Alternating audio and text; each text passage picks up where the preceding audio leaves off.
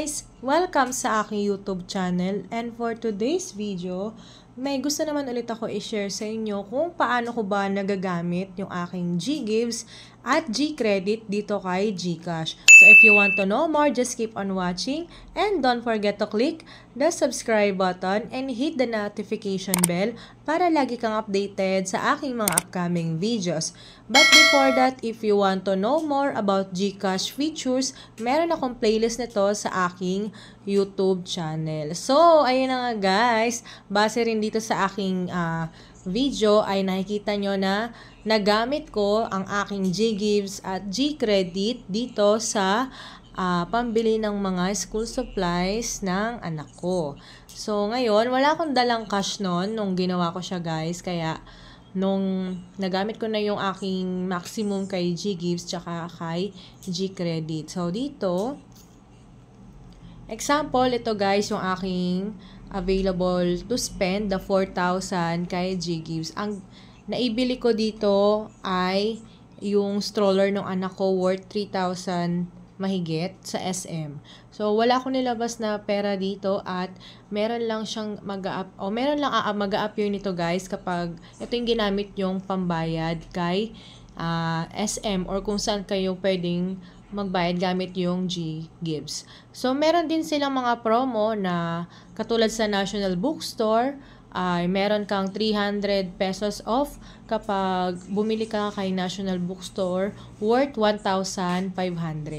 Pero kasi sa akin hindi siya umabot at ang inabot lang nung binili ko is 974, so hindi ko rin siya na-avail.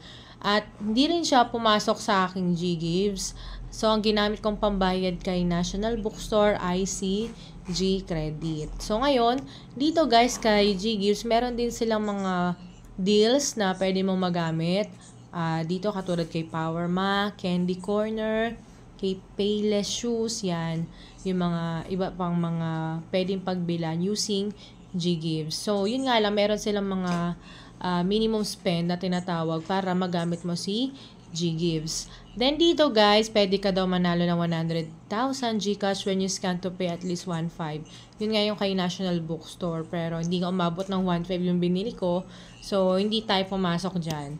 Then, meron din sila sa food. Pwede mo magamit si GGives. So, ngayon, nung nandun ako, nakabayad na ako kay National, so kailangan naman namin bumili nung stroller bag. Yun yung sinasabi ko kanina guys, na yung napili nung anak ko, worth 3,000 mahigit. So, 3,867 yon. So, doon ko nagamit si GGives. Tsaka bumili na rin ako ng mga iba pang kulang niya, like medyas, sapatos. Pero alam nyo ba guys, na hindi umabot yung pambayad ko kay GGives kasi medyo mahal din yung napili niyang sapatos. Pero dito guys, sa pagbabayad ko kay GGives, pinasok ko lang yung mga pwede pang umabot bukod dun sa bag na 3,800. So, nagdagdag lang ako ng medyas. So, kaya umabot siya ng 3,867. So, dito guys, ang available niya na pinakamababa or pinakamaraming months na pwede mong bayaran si GGives is 6 months. So, yun yung babayaran ko per month, 837 with 4.99% na interest. So, yan. At yan yung ginamit ko dun sa stroller bag. Kaya, ito yung sa SM Store kung saan bumili ako nung gamit ng anak ko. And then, yun nga guys, dahil nga may binili pang sapatos kami, hindi na siya kinaya doon sa GCredit dahil although meron pang 1,000 something kay GCredit, kaya lang yung sapatos, umabot siya ng 1,700, ginamit ko na yung kay Maya ko. So, yung Maya ko kasi guys, meron akong Maya credit na 5,000. So, ito yung vlog ko na yun guys. Nagkaroon ako ng credit kay Maya. At madali siyang matransfer sa wallet. Real time. Hindi siya katulad kay GCredit na marami pa siyang pagdadaanan bago mailipat sa GCash wallet. Dito kay Maya, mabilis lang, real time mo siyang matransfer sa wallet. So, yun, nagamit ko na rin yung Maya wallet ko, pambayad. Kaya lahat ng aking mga pang-utang vlogs ay nagamit ko pambayad or pambili ng mga gamit ng anak ko. So, dito guys, yun nga yung sapatos. So, worth 1,700 din siya guys.